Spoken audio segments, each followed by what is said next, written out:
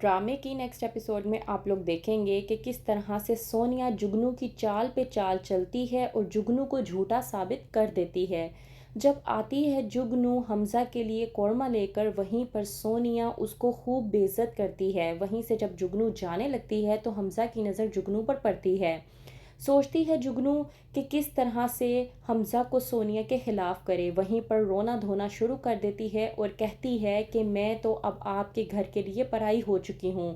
آپ کی بیوی نے مجھے خوب باتیں سنائی ہیں، مجھے اس طرح کی باتیں کی ہیں جیسے میں کوئی غیر ہوتی ہوں۔ ٹھیک ہے، صاف کہہ دیں کہ آئندہ کے بعد میں اس گھر میں قدم نہ رکھوں۔ آپ لوگوں نے تو مجھے ابھی سے ہی پرایا کر دیا ہے۔ جگنو یہ تمام تر باتیں بتاتے ہوئے حمزہ کے سامنے خوب روتی ہے۔ حمزہ کہتا ہے جگنو سے کہ تم صبر کرو، میں ابھی سونیا کو بلا کر اس سے پوچھتا ہوں کہ آخرکار اس نے تم سے یہ بات کیوں کی۔ بلاتا ہے حمزہ سونیا کو، سونیا آتی ہے اور وہ ایکٹنگ کرتی ہے جگنو کو دیکھ کر جیسے وہ اس کو ابھی ہی دیکھ رہی ہو۔ سونیا جگنو کو دیکھ کر کہتی ہے، ارے جگنو تم کب آئی؟ جب بولتی ہے جگنو کے سامنے سونیا یہ الفاظ تو جگنو ہو جاتی ہے پریشان کہ کتنی ڈھٹائی سے سونیا جھوٹ بول رہی ہے جگنو کے ہی منہ پر۔ پہلے اسے خوب بے عزت کیا اور اب حمزہ کے سامنے یہ کہہ رہی ہے کہ وہ کب آئی، اور یہ بتانے کی کوشش کر رہی ہے کہ جیسے وہ تو جانتی ہی نہیں تھی کہ جگنو یہاں پر پہلے آ چکی ہے۔ وہیں پر دوسری طرف جگنو کی ماں پوری طرح سے پریشان ہو چکی ہے جگنو کے لیے۔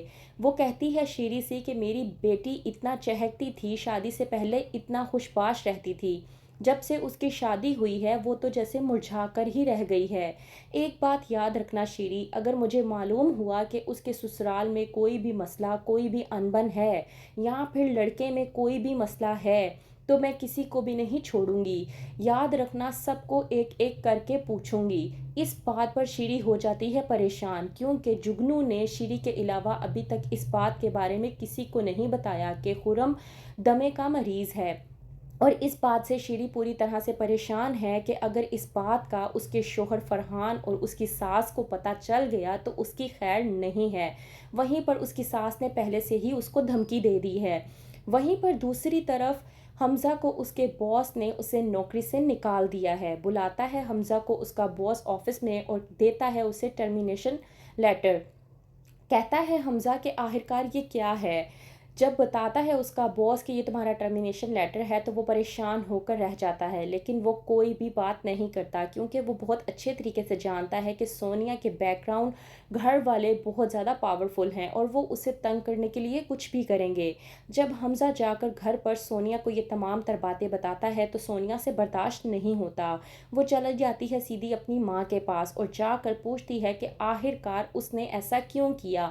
جا کر کہتی ہے اپنی ماں یاسمین سے کہ آپ نے میرے شوہر حمزہ کو نوکری سے نکلوایا ہے۔ اس بات پر یاسمین کہتی ہے کہ ہاں، میں نے ہی یہ کام سر انجام دیا ہے۔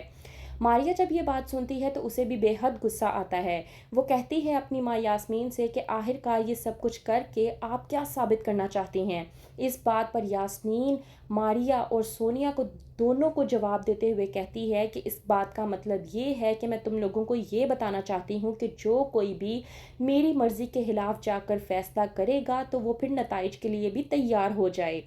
اس نے میری مرضی کے خلاف جا کر شادی کی تو ظاہر سی بات ہے نتیجے بھی تو اس کو بھگتنے ہی پڑیں گے، اور ویسے بھی ابھی تو یہ صرف اور صرف شروعات ہے، ابھی آگے آگے دیکھو کہ اس کے شوہر کے ساتھ میں کیا کچھ کرتی ہوں۔ اس بات پر سونیا اپنی ماں یاسمین سے کہتی ہے کہ آپ کا جو دل چاہتا ہے آپ وہ کریں، آپ جو کرنا چاہتی ہیں آپ وہ کریں، لیکن ایک بات یاد رکھیے گا کہ آپ مجھے حمزہ کو لے کر کبھی بھی نہیں توڑ سکتی۔ میری محبت حمزہ کے لیے کبھی بھی کم نہیں ہوگی، اتنا آپ یاد رکھیں تو ہی آپ کے لیے بہتر ہوگا۔ تو کیا کرے گی اب مزید یاسمین آگے حمزہ کے ساتھ؟ کیا ہوگا آگے؟ مزید جاننے کے لیے دیکھتے رہیے ڈرامہ سیریل بے حد۔